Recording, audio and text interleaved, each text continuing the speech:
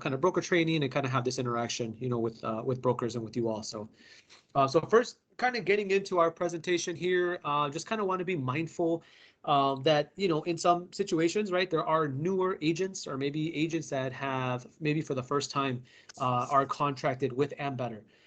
So here's just kind of a little bit of a snapshot as to who we are. Ambetter, big picture, you can see here up in the lower end of the slide, all the states that we're currently contracted in. So you can see kind of the darker, deeper raspberry, that's our existing footprint, and then the lighter shades, those are the brand new states that we entered this past year. So Oklahoma, Nebraska, Louisiana, New Jersey, for the first time, Kentucky. So new states that we've entered, this past year in 2022. We started out in 2013, the very first year of marketplace sales. We've continued over the past couple years. We are going into year 10 of marketplace this upcoming November.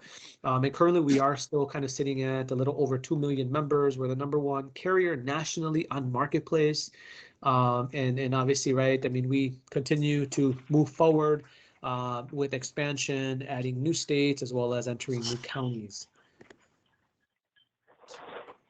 All right, Ambetter and brokers, this is an important slide. We continue to also offer kind of competitive commissions as well. So no surprises here, right? We have carriers, competitors that have ceased and have stopped paying commission for special enrollment. We've never been the type of carrier to expect agents to work for free. We obviously understand and we know that, brokers and agents are the face. Right, you're the face of the customer. So when the customer has issues, when they have questions, issues with finding providers or claims or questions, then you're the person that they go to.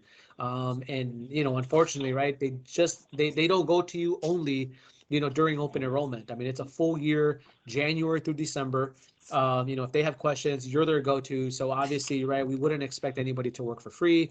So our SEP commissions, our commissions just in general for all of our states is as is. So we've continued to pay commissions and we'll continue to pay commissions throughout the entire year. And again, I probably opened up with, other carriers have ceased and have not and discontinued paying their SEP commission. So, that obviously, for us, I mean, we value brokers and we know how important of a part that is, to our growth, in membership. So here already kind of talked a little bit about kind of our existing footprint and where some of those newer markets are at. So, obviously, right, if you